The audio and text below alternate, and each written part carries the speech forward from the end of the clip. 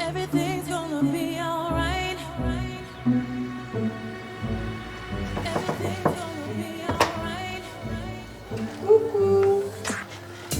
On fait la toilette? Avez-vous bien dormi? Oui? Ouais. Non, c'est bon. Ouais, vous aussi?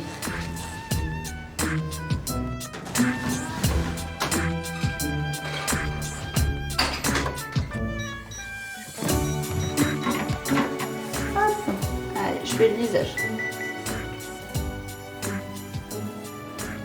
François, je te laisse la porte ouverte? Ça marche. Petite goutte, et puis c'est reparti. 6h30. 6h30, j'étais là 6h05. Si on n'arrive pas en avance, on a du mal à finir à l'heure. Mon quart d'heure de transmission, je le prends tous les jours sur mon temps personnel. Du matin. Bonjour, messieurs, dames. Bonjour. C'est la télé? Bonjour, la télé. Je viens faire les pansements sur les jambes.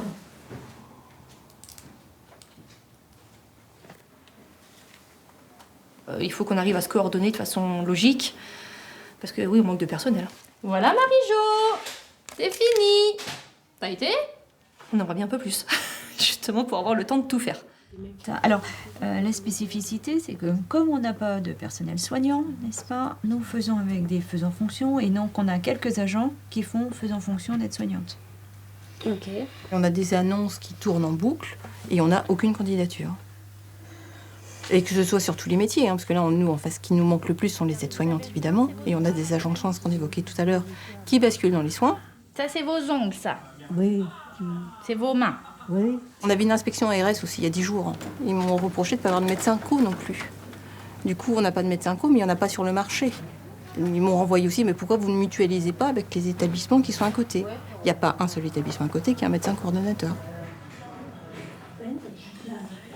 Voilà, madame. Merci, monsieur. Je vous en prie. Merci. Et je travaille bénévolement.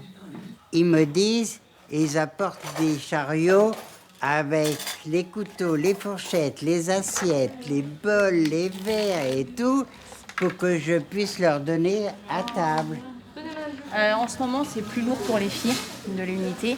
Tenez, pendant 1 heure, on les aide au repas, plus à faire manger les gens, parce qu'on ne connaît pas assez les gens pour les servir ce soir.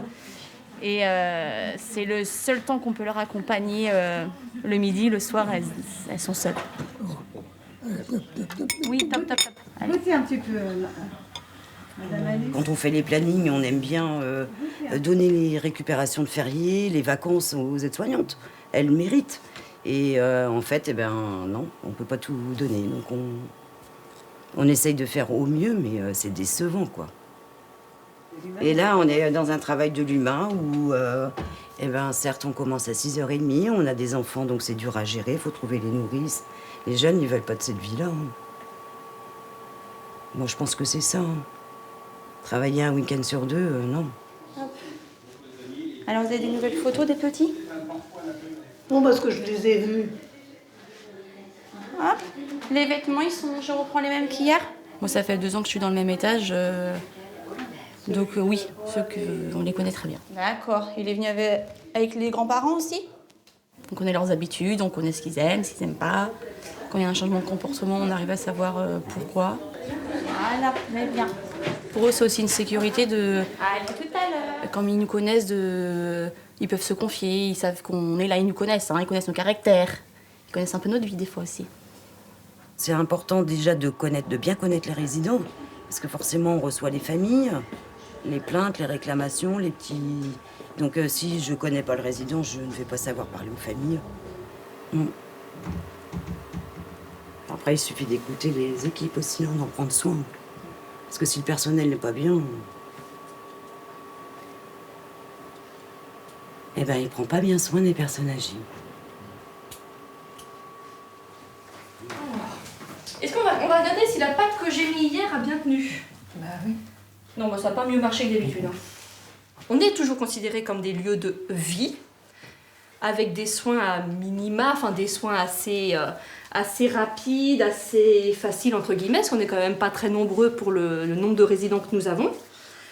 Et de plus en plus, en fait, nous sommes vraiment des lieux de soins, sans forcément en avoir les effectifs.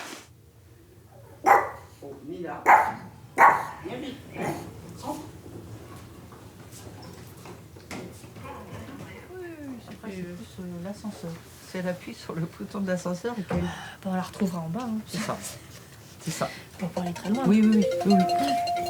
Tu peux appeler Françoise, 8008, s'il te plaît, je suis aux transmissions. Ouais. Merci. On doit être à 120 000 € de déficit annoncé, compte tenu de l'inflation. Est-ce qu'elle vient manger le soir, du coup, en salle à manger ici? Non. Non, pas encore. Rien que sur l'électricité, on a dû quasiment faire x2 au niveau des dépenses. Si elle est fatiguée ou pas. Bah oui. Ouais. Parce que je sais qu'à 17h, souvent, elle se plaint. C'est compliqué à tenir.